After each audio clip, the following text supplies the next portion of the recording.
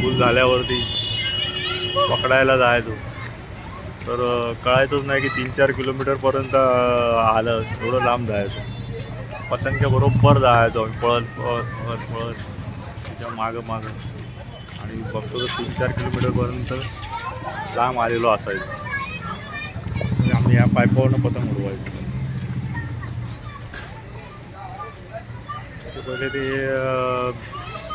Double घर नव्हती,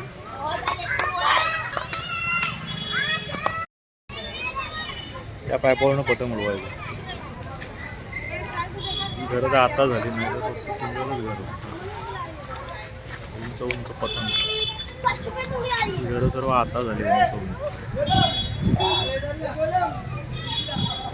हे सर्व काय नव्हतं, हे सर्व रस्ता नव्हता. इथे चढायला कसरत करून चढावं लागायचं. हे बदामाचं झाड आहे तसंच आहे.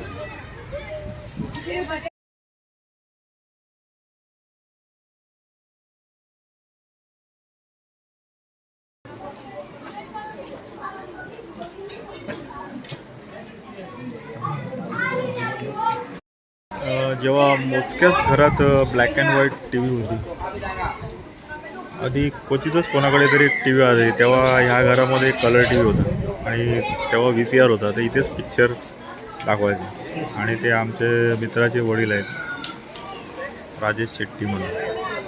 तर त्यांच्यावर आम्ही इथे पिक्चर बघायला यायचे आणि ती मद्रासी काठी पण आम्हाला घ्यायची आतमध्ये पिक्चर बघायला.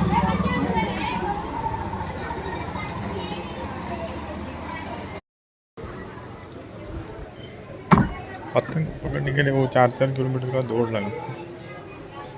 हाँ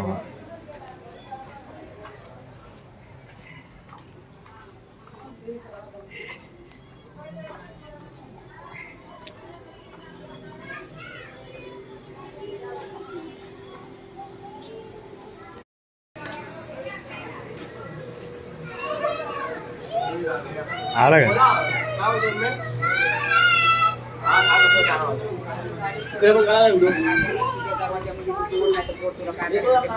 आम्ही नाही बोलणार. आया तर रे इधर आमच्या दरवाज्यामध्ये एवढं काही येतात का लोक कोण न्याय करतात का? मी कशाला करू? तरी बोलले मी किती बरोबर.